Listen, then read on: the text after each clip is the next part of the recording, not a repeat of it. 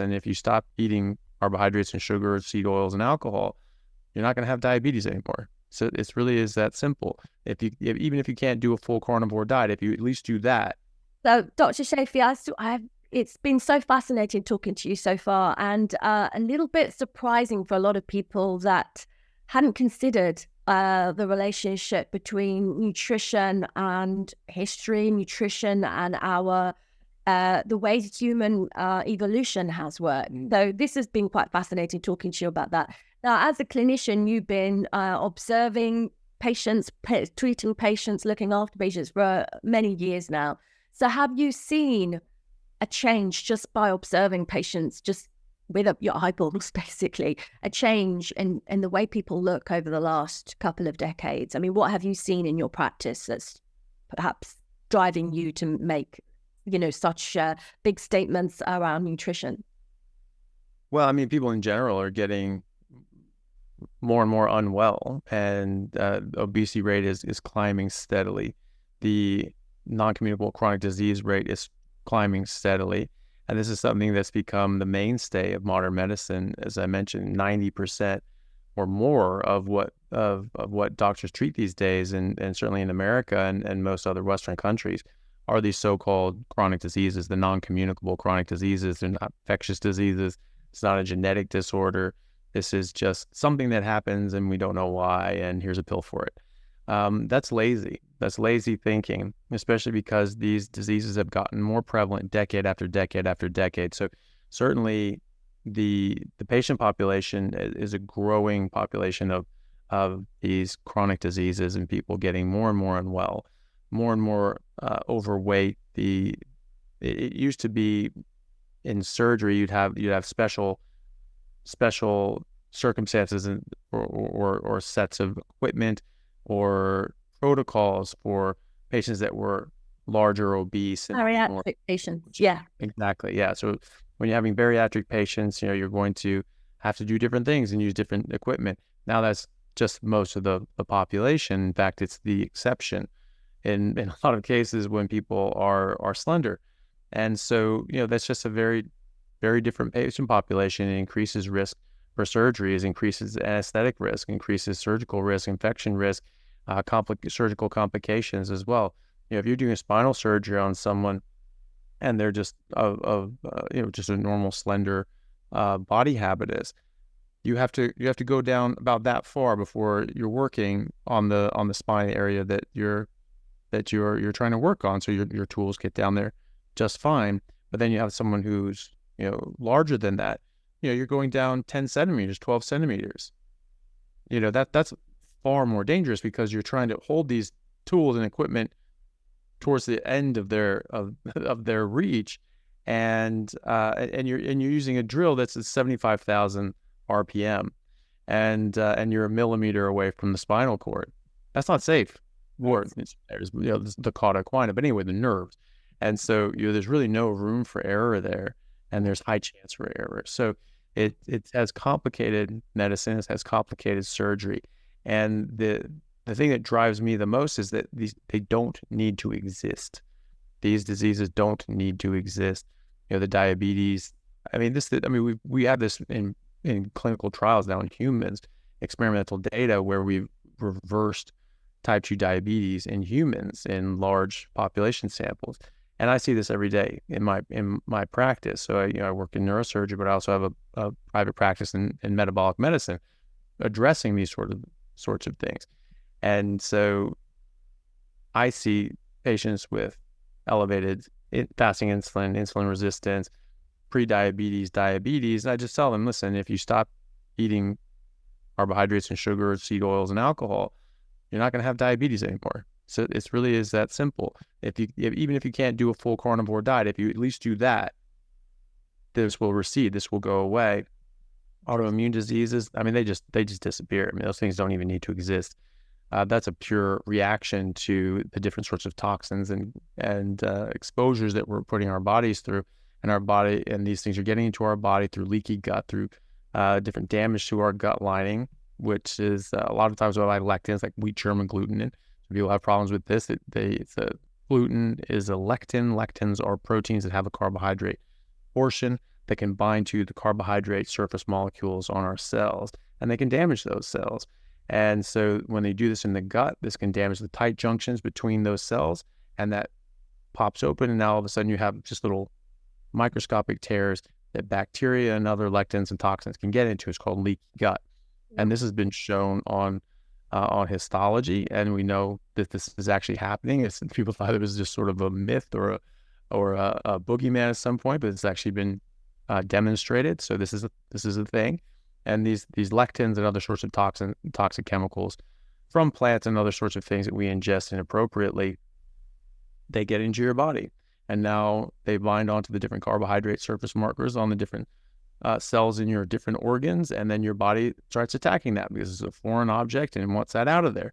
And now it's attacking that complex of that lectin on your thyroid, for instance, and you get Graves' disease, or you get Hashimoto's thyroiditis, or you get Crohn's, or you get lupus, or you get MS, depending on where these things attack and your body's trying to defend it. This is why people that have autoimmunity tend to have multiple autoimmune conditions, because these things are going throughout your system and sticking to different parts of your body, and your body's trying to mount a defense against it. It used to be thought that you would have a sensitizing reaction to like a virus or something. They thought it was probably a virus. For a lot of these things, you'd have a sensitizing reaction and you make antibodies towards that, but it was close enough to your own cells that it just sort of stuck on it enough, and then it sensitized to that, and then your body just started making dedicated antibodies towards that. That never really made sense to me. I took postgraduate immunology before I went to medical school, and that's not how the immune system is supposed to work. When your immune cells are maturing, they are tested against, in your bone marrow and in your thymus, they're tested against every single antigen, molecule, and chemical that your body makes. And if it reacts even slightly to any of them, gone.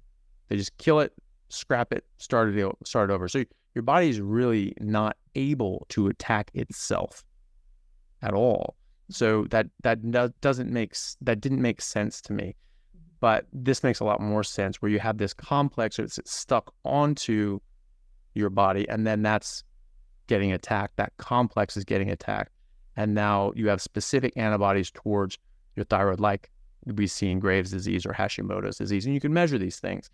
And a further demonstration of that is when you just stop eating these things and you just go on to a pure red meat and water diet, those antibodies just come right down. So your body's not sensitized to itself, because if it were, it doesn't matter what you eat.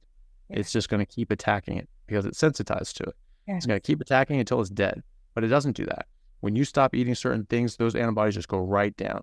And this isn't just me saying this. I have over 100 patients with Hashimoto's. Every single one that's able to affect and maintain a strict meat and water diet only, every single one, their antibodies just go boom, they drop down to non-detectable. But this is also in the literature first of all, we've been treating autoimmune diseases since the 1800s with a pure red meat and water diet. And so that's in the literature. But in the more recent literature, for things like Crohn's disease, another autoimmune disease, we see that an elemental diet, which is it's really a powdered drink, generally made for epileptic kids with epilepsy. And so they're generally ketogenic, and they just have sort of the macros and micros that you need, and without carbohydrates, because you don't need carbohydrates. And nothing else, right? So it's just elemental. It's just the base elements that you need. And they found that just feeding people that was a better treatment for an acute flare-up of Crohn's than prednisone or prednisolone, steroids, right? So the gold standard to get somebody out of an autoimmune flare-up is not as good as just not eating certain things. Right? So that's a cause and effect relationship. You remove certain things and the effect just goes away. Then you bring back that thing and the effect comes right back. There's another study in Crohn's where they found that if they removed carbohydrates and fiber from the diet, that this was that they were able to keep people with Crohn's disease in remission without medication for up to 51 months. And then contrast that with a group that did not remove carbohydrates and fiber. They stayed in remission without medications on average 0 months, which is not a lot of months. So, this is a clear demonstration. There's something in the carbohydrates or the fiber or something that comes along with them that is causing Crohn's and other autoimmune diseases. And so it just falls into place. And when you start thinking about these things rationally, and you just say, well, look, it's not going to hurt you to eat the way we've been eating for millions of years, the way we're biologically designed to eat. That's not going to hurt you. Let's give it a try. And when you try this and you experiment with this, and you do a self-experiment, or you affect this change in your patient population, it works. And so that's the whole point of medicine. We try to look at evidence. We try to have an evidence base. So we look at these sorts of things and like, this makes sense biologically and experimentally. I'm going to try this on my patients. And what do you know? It works. And it works every damn time. So you are irresponsible and unethical if you don't then continue that, which is what I do.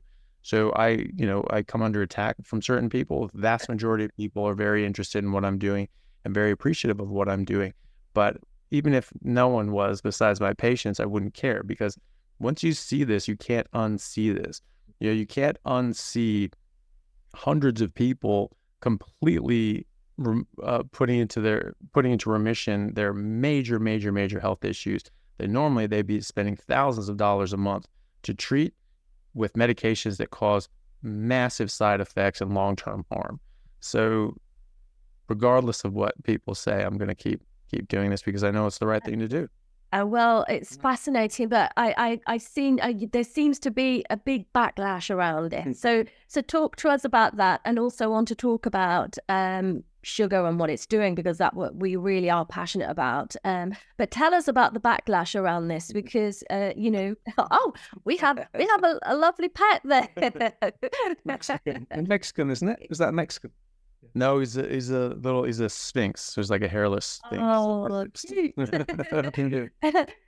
yeah, there's a lot of resistance around this. Tell us about the backlash, because we have a lot of movements around the world that really focus at the core on animal rights and harm reduction to animals, and they're very passionate about not eating animals. So tell us about the backlash that you've had around this. Well, it honestly hasn't been all that much. I mean, you definitely get the odd person that says some pretty hateful things, but the vast majority of people are very positive about this because it works. And most people share the same motivations. Even with people that are worried about animal rights. I mean, I don't want animals to be hurt. It's not nice that things have to die for us to live. That is the reality. And as Marcus Aurelius said, this is nature. This is part of nature. And if you're scared or you're worried about something natural, it's a bit childish. You need to understand that this is just the world that we live in, and we're not going to change it.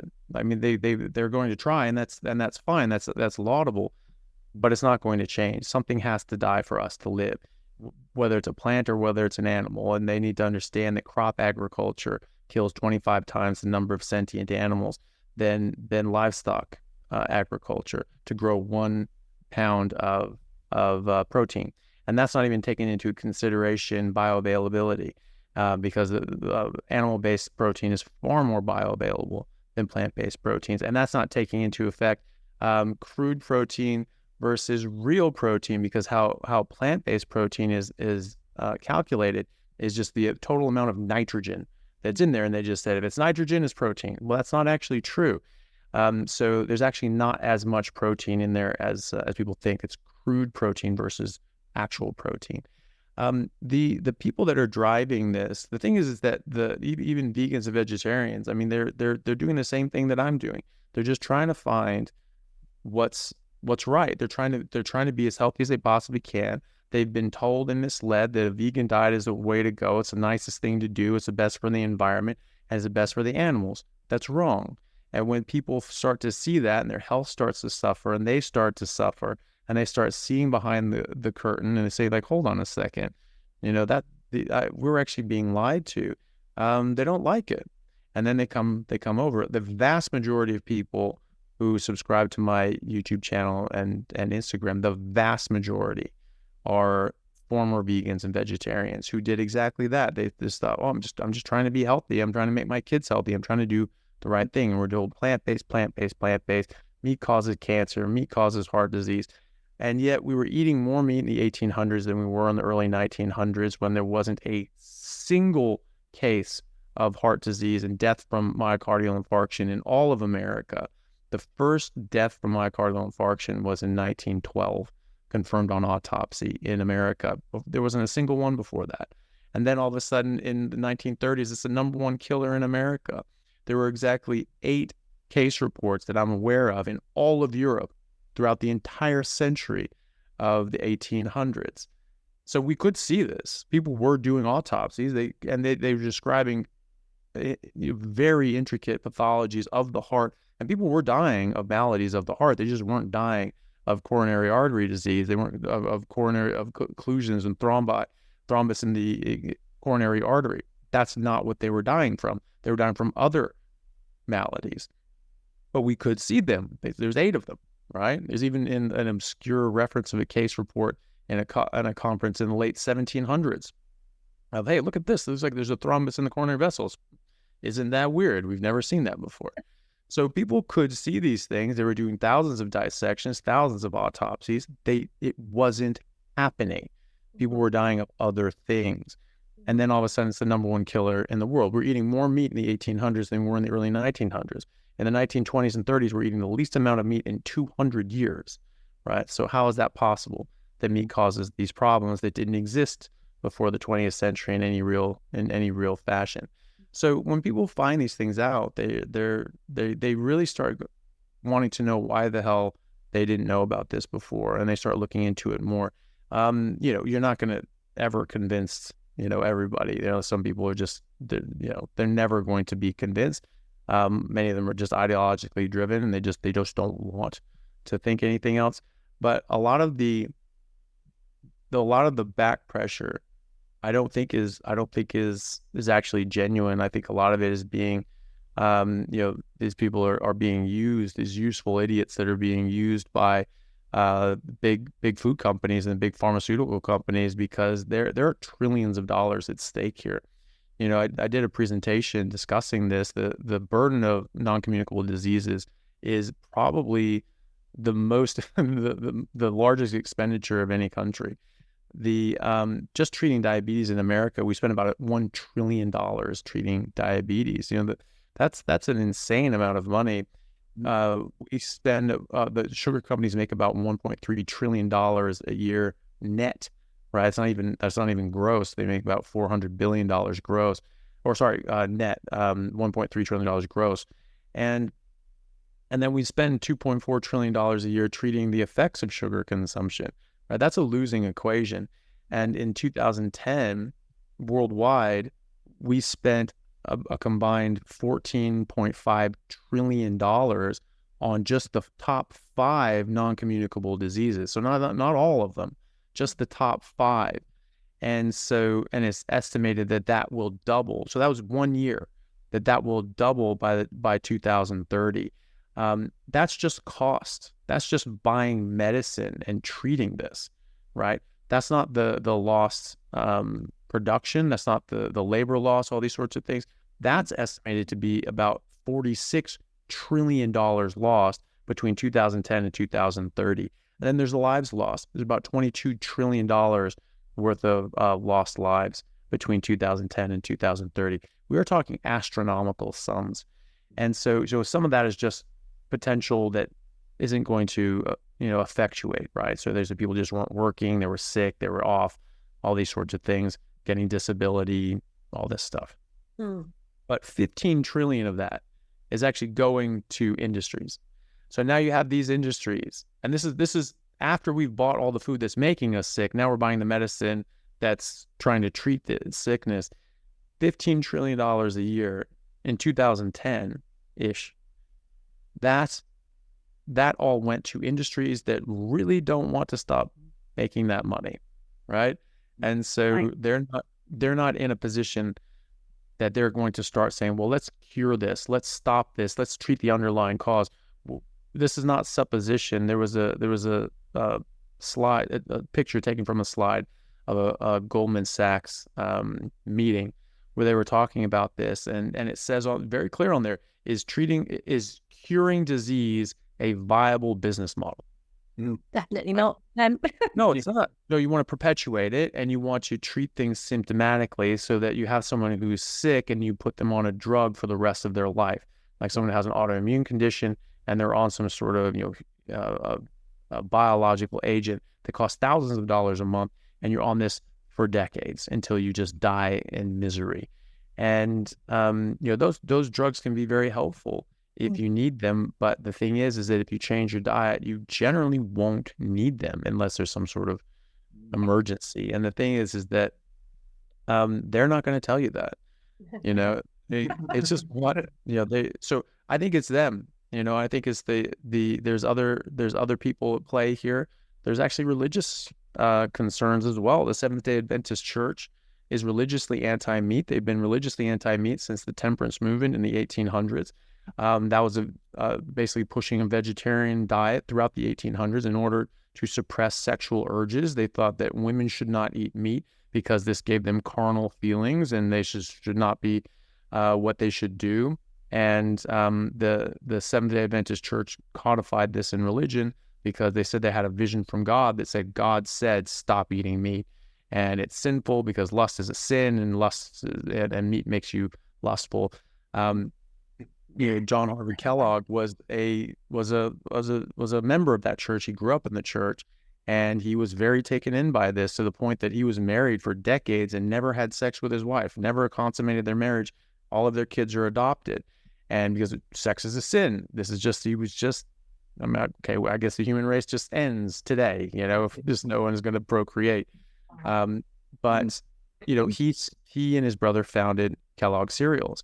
And then the Seventh-day Adventist Church founded 20 other cereal companies, such as Sanitarium Foods, which is the largest cereal producer in Australia, makes Wheat Bix, and they're still owned by the Seventh-day Adventist Church. They still enjoy tax-free exempt status.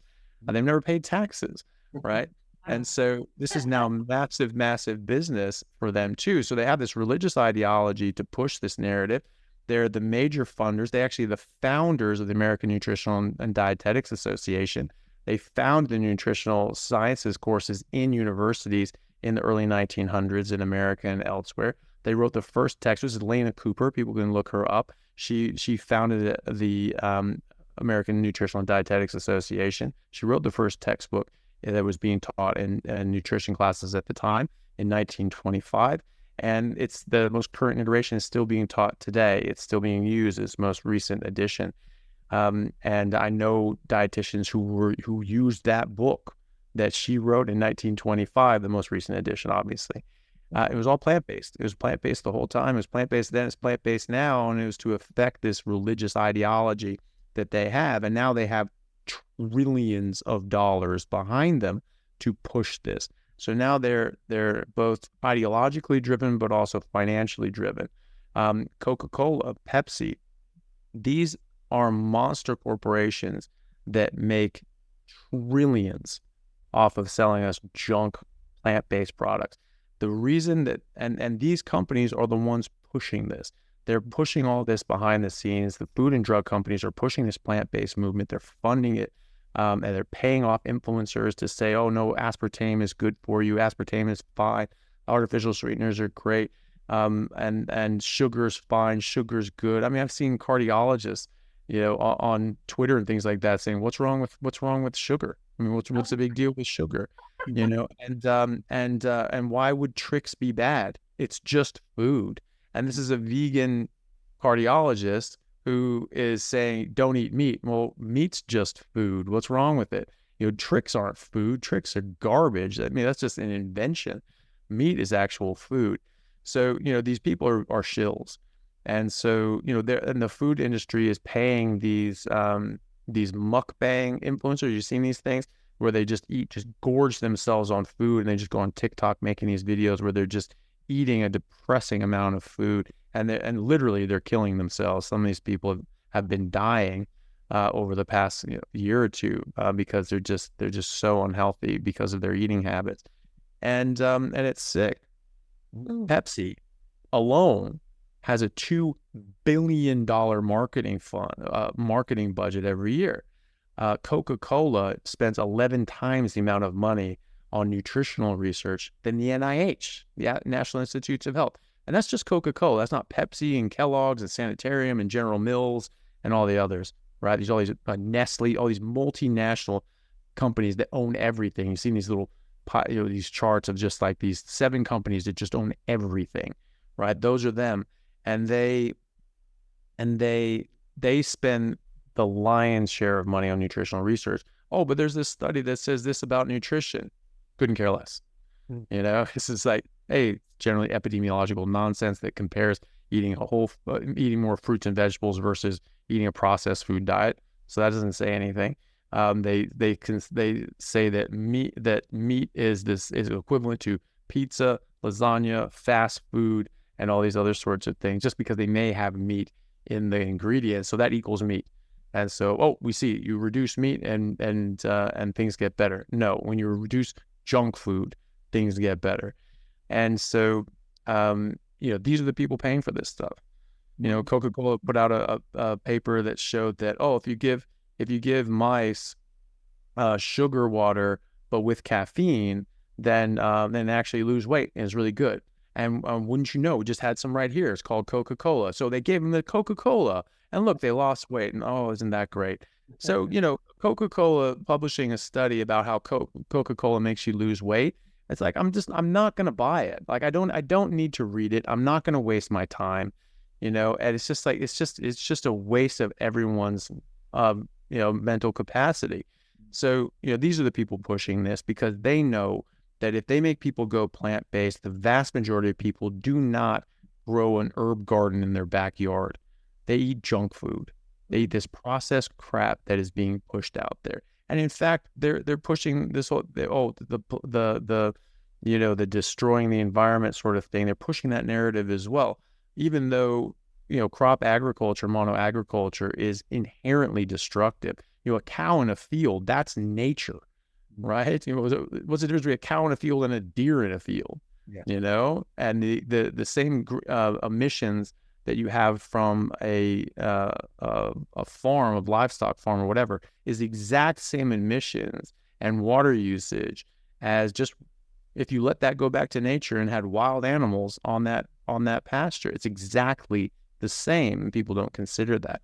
And they consider water usage, rainfall that goes into the ground and to the grass. And no, that counts. No, it bloody well doesn't. The cow drinks water, eats grass, and then pees it back out. It doesn't just go away, right? It goes into their body and then out again, and it actually upcycles things and returns nutrients into the ground. It drinks water, and it pees out fertilizer. Okay, that's better. And so, they're the ones pushing this narrative, because you push people in a plant-based direction, they're just going to buy. They're going to buy their products. That's what they're pushing. That's what they're saying. So I think they're the ones who are behind this. I don't think it's any actual real, I don't think it's a real grassroots movement of any sort. The carnivore movement absolutely is a grassroots movement. There is no one from the top down pushing this. Cargill is not paying any of us. It's just like, this is just, we've had to scrape tooth and nail to just get this information out there. And then you just say, look, you look at my information, here are my studies, this is why I think this. And then go to Michael Greger, go to all these different guys, and you see what they say, and you decide. That's what I say to people in most of my videos. It's like, listen, this is where I'm coming from, and this is why I decided this, and here's some of the things that I based that decision on. Okay. And these have been my results, and these have been the results of my patients. But please go see what other people say, compare the two, and you make a decision, because at the end of the day, it's your life, and no one should make a decision on your life. You should never put anyone in charge of making a decision who does not pay a price for being wrong, right? So if I'm wrong about something and someone gets hurt, that I don't physically get hurt if someone gets sick. So, you need to make a decision on your own life. I'm making a decision for my life. I'm choosing to do this because I think it's the right thing for me, and I'm doing great. But everyone else needs to do the same thing. And by doing that and not trying to pressure people, they just say, you know what, I'll give it a try. It's completely revolutionizing their health. We have people reversing Alzheimer's and dementia from people that are in nursing homes and getting them home again and living independently by putting them on a high-fat, meat-based ketogenic diet or carnivore diet if they're able to do it. That does not happen anywhere else, and so that's why this is growing the way it is from the ground up, because it actually works. Amazing. That's amazing. It's revolutionary, and as you said, you are seeing results. I just have a couple of real short questions before we close today. Really interested to know how you manage digestion around your meat-based dietary advice, and particularly in the sort of older populations that might have a slower digestive tract. So how do you manage that, particularly on your gold standard protocol, which is red meat, salt and water? That's it, right? Yeah. If you get constipated, you need more fat. That's the beginning, middle, and end.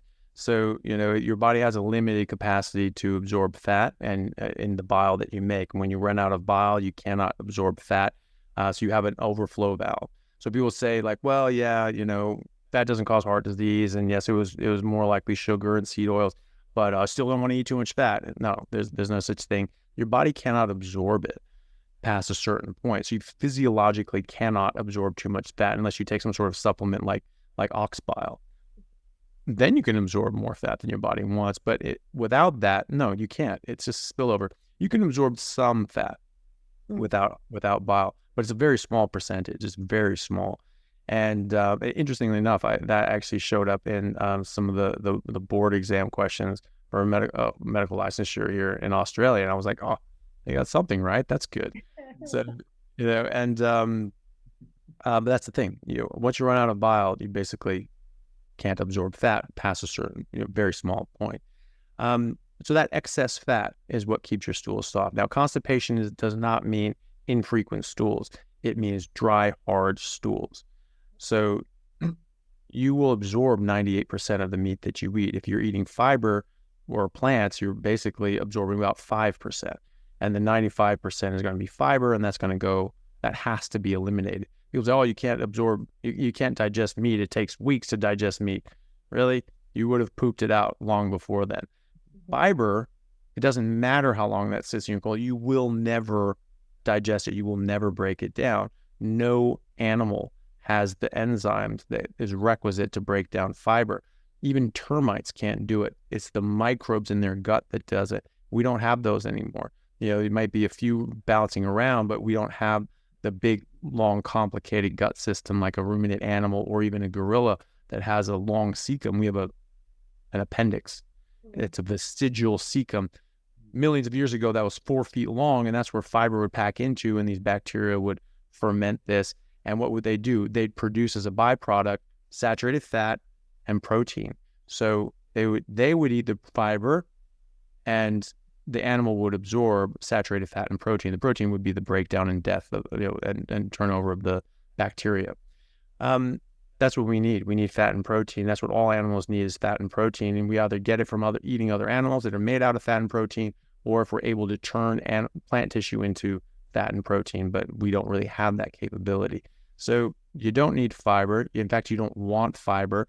There is a randomized controlled trial in humans looking at people with symptomatic constipation, and they brought them in. They said, okay, we're going to put you into 4 groups. One group, you just keep eating the same amount of fiber. One group increases, one decreases, one eliminates all fiber altogether. And it's stratified out exactly the opposite of what you would expect if you believed this. So people that stayed the same, obviously. People who increased fiber actually got worse. People who reduced fiber got better. People who eliminated fiber, every single one completely eliminated all symptoms. 100%. All right. It wasn't a huge study, but it was a randomized controlled trial. I think it was about 70 participants. So, this is something that happened. There was a study with over 2,000 patients that looked at stratified high fiber with low fiber, and the high fiber group died of cardiovascular disease more often than the low fiber group. So we're told a lot of things that aren't necessarily the case. Well, what about, it helps with bowel cancer? Where did that come from? You got to understand, probably about 60% of medicine and the things we say and do in medicine originate from a best guess. There's just some sort of idea. Someone said, this is what I think is going on. I'll publish it. No one else has a better idea. And people just say, yeah, whatever. We'll use that until something else comes up. And no one even realizes it. It just gets repeated until all of a sudden it's in textbooks. And we're saying this to people 50 years later. So the guy named Dr. Burkitt, who was named, who Burkitt's lymphoma was named after, a very famous surgeon, British surgeon. And he was in Africa doing work, and he saw that these people had very low rates of colon cancer and they had very large bowel movements. And he said, that must be from the fiber, and they have low rates of bowel cancer, must be the fiber. And because he was a very influential doctor, his guess just got circulated, and we're still saying this today. There was zero experimental data. There was no experiments. There were no studies. There was nothing. It was just, he looked at this and say, they take big craps. I bet that's good for them. I mean, that was the academic rigor that was involved in that decision. So you don't need fiber. In fact, you don't want fiber. Elderly people often have neurogenic colons where it doesn't move very fast. Last thing you want to do is shove a bunch of fiber in there, which is going to just cause more blockage. Oh, but then there's peristalsis can move it through. No, you're slowing it down. If you have a traffic jam, the last thing you want to do is send more cars in. Oh, that'll do it. That'll shove it through. No, it's going to make more of a mess. And so, in fact, you don't want to do that. So if you're not getting the relief that you want, you need to up the fat. So that's all there is to it. You get enough fat, you won't have constipation. 70% of animal species on Earth are carnivores. None of them need fiber to go poop. Brilliant. Anything to, but I don't think we want to end quite on toilet humor. So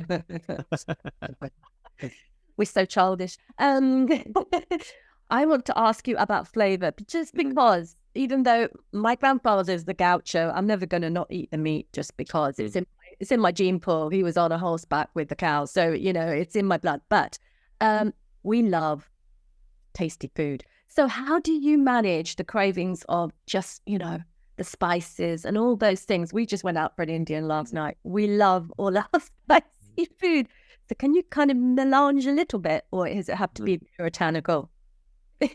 Well, look, I mean, if someone wants to add spices and seasonings, if they're going to just eat meat, and that helps them to just eat meat and not stray from that, that's going to be a lot better. You're stopping a lot of other things that you're taking in, and that's good. And so if you can do that, then that's great. I would encourage people at some point, when they get used to just eating meat and enjoying eating meat, that they at least try to go 30 days without all the spices. I don't use any because I feel far better without them. It's funny you say that. I actually got a Christmas present this year from my mom. It was a book. It was called The Most Delicious Poisons. And it was all about the spices and seasonings and how those spices and seasonings, those strong flavors, are actually the most toxic part of those plants. And so we're tasting the poisons, and that's it, because those plants don't have a strong flavor. That's the reaction our brain is giving our body, right? So that goes onto your tongue, and that goes to your brain. Your brain goes, no, don't do it, right? Spit it out. Have you ever seen the cinnamon challenge? No. It's pretty funny. It was this whole big, it was this step below the Tide Pod idiots. Then just these super things. They would just take a spoonful of cinnamon, and the challenge was to try to swallow it. You're never going to be able to. Your body just rebels. It's such a strong flavor, and your brain just goes, this is poison, spit it out. And people are coughing and spluttering and not having a good time. It's very fun. I know, but I'm thinking about apple pie right now. Well, I've seen them. But try a mouthful of cinnamon. And then you'll know what your brain actually thinks about cinnamon. So those strong flavors are actually the most toxic part of the plant. And so it's something that you probably should think about. I know. I'll ask one very quick question, and these are very, very quick, and that is because people, a couple of my friends, I lost actually to prostate cancer, and I just wondered if through any of your studies, when you're a guy and you get to a certain age and you want to start knowing about your PSA levels and this sort of thing, do you within your practice and things come across men of a certain age, and then when they switch, have you got anything anecdotally around that? It's not even anecdotal. I mean, there's evidence that that prostate, benign prostatic hypertrophy, and even prostate cancer is very much insulin dependent, and insulin resistance is very strongly linked to that.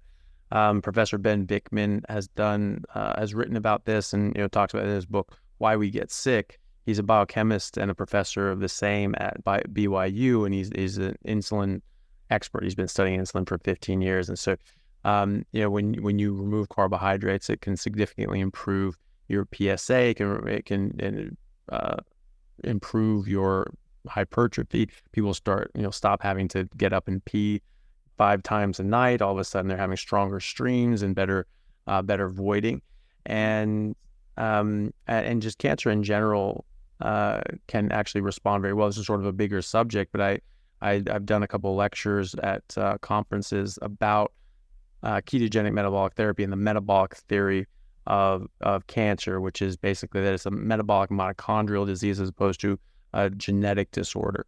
You do have genetic changes in some cells, but in fact, when you look at a tumor, all the cells have different DNA.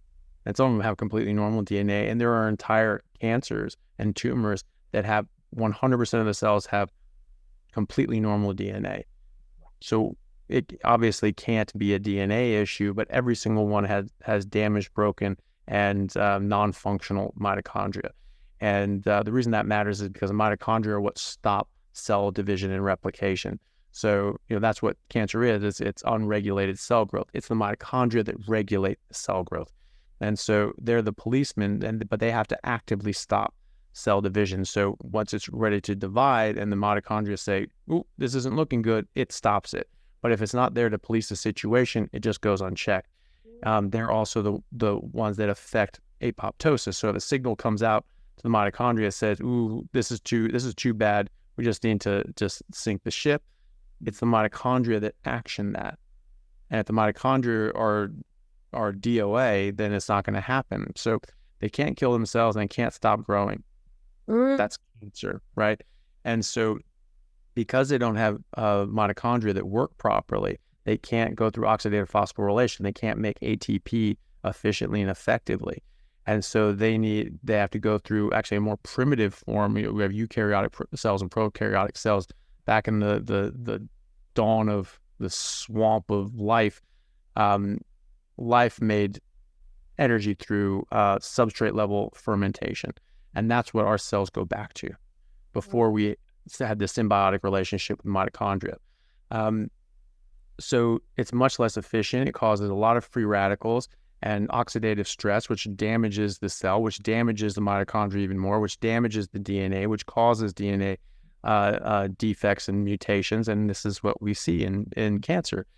And so because of this, there's something called the Warburg effect, which is named after Dr. Otto Warburg, who won the Nobel Prize in medicine and physiology 100 years ago. And he did about 50 years of research on this, and he wrote a paper in the 1950s, seminal work. It was called The Origins of Cancer, and he described all of this. And so because these mitochondria are damaged, they have to go to a different version of ATP production. They require 400 times the amount of glucose that normal cells do, and they cannot run on ketones because you have to have working mitochondria to run on ketones. And so if you go into a ketogenic state, it's called a ketogenic metabolic therapy, then you will reduce down your blood sugar and you will raise up your ketones, or all your cells are fine. You run perfectly well on ketones. In fact, you run better. A lot of your tissues, like your brain, like your heart, preferentially run on ketones, meaning that if you have ketones and glucose available, your brain, or at least 2/3 of your brain, will only run on ketones, and so will your cardiac myocytes.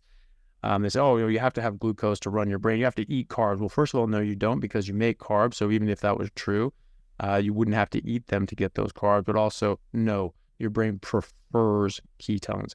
And so your body can run perfectly well on ketones. Your muscles can run perfectly well on ketones. Cancer cells can't. And so you're lowering down that glucose. You're raising ketones, so you're fine. But the cancer cells aren't, and they sort of starve them out. Now, something that Warburg didn't know, but that Professor Thomas Seyfried from Boston College and Yale figured out, was that cancer cells can also ferment glutamine, which is an amino acid, which we also make. and it's in both plants and animal protein, so that you're not avoiding it by just going vegan or something like that. You have to just fast if you don't want to take it in. There's also heat sensitive though, so you can, if you cook something, it'll denature that as well. So that's something that he figured out also. But there was a paper that sort of claimed to discredit Warburg a few years after he died in 1978, and said, oh, well, it was a cute theory and everything like that, but it depended on mitochondria being damaged. And well, they're just not. We know that now. We know they're not. Total bullshit. We see them on electron microscope now. They're gutted. They have no cristae. They have no internal membrane. And if you don't have those working parts, you can't affect oxidative phosphorylation. So you have to have those membranes intact to actually have a proper function. So there's something in biology called form equals function. If the form is damaged and destroyed, the function is damaged and destroyed. These are machines, and if they're damaged, they don't work. And so now we know that. So Warburg was absolutely right. And so when you're dealing with cancer, and something he showed, that if you have working mitochondria, healthy mitochondria, you cannot get cancer. And Seyfried showed this actually. So he did something called a nuclear transfer study, where they took the nuclei of cancer cells that had all these genetic changes and put them into healthy cells. So it had all the cancer DNA, did not behave as cancer. They could even clone new mice and frogs out of it. But then they took the mitochondria out of cancer cells and put those into a healthy cell with healthy DNA, perfect DNA. It did behave as cancer, or they just died and they could not clone anything. Then they took, just to hammer the nail into the coffin, they took healthy mitochondria, put them into cancer cells. It suppressed the cancer. So that's QED as far as I'm concerned. Yeah.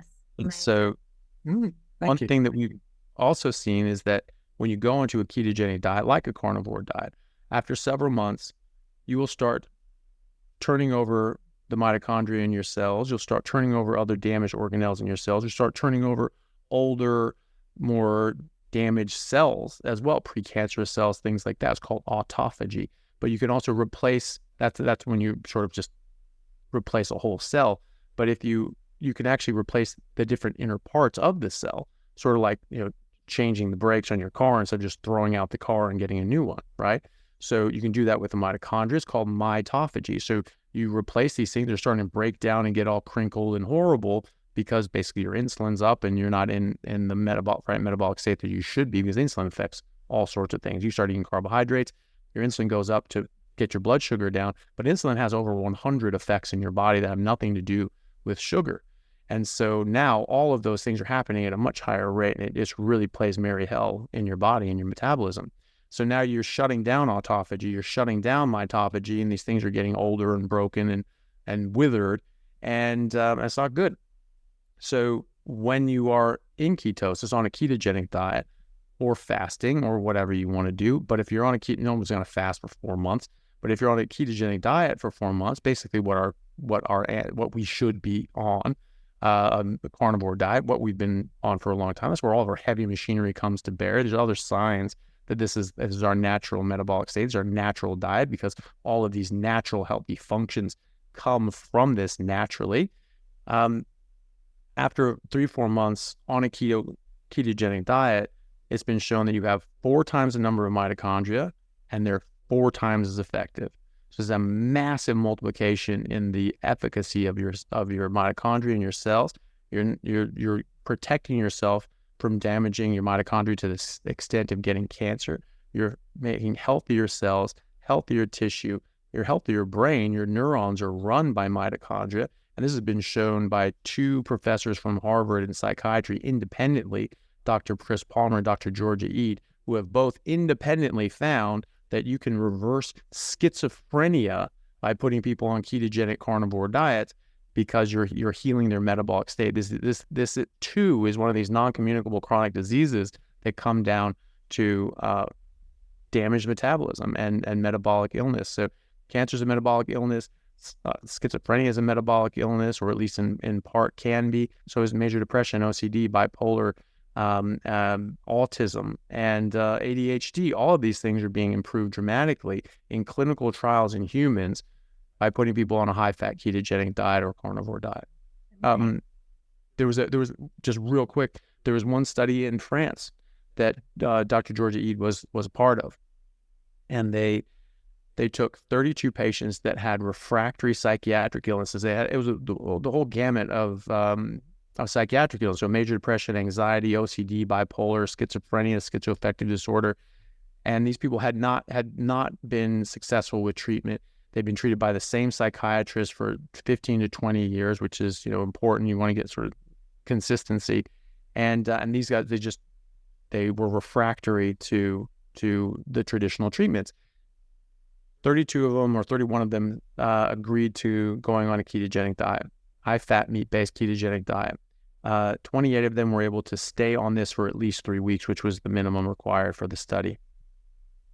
Every single one improved. Every single one improved, and 2/3 of them went into complete remission. Right? This is after 20 years of no progress with standard care, trying all the different medications, counseling, and so on. So this is again, once you see it, you can't unsee it. And this is why when more and more people are seeing it, they have to tell their friends, they have to tell their families, and this just grows and grows and grows. And that's why we have this natural sort of grassroots movement. We don't have to pay influencers and hacks to lie and say that, oh, well, what's wrong with tricks? It's just food. We don't have to do that, because the truth will out, and it is. Amazing. And it's been such a pleasure. I'm absolutely mind blown by the amount of information today.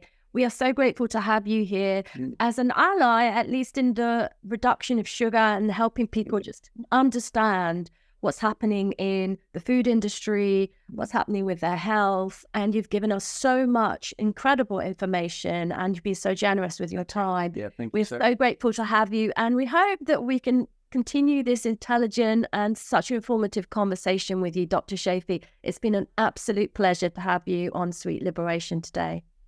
Well, you're very welcome. Thank you very much for having me. It was a pleasure. Thank you so much. Thank you.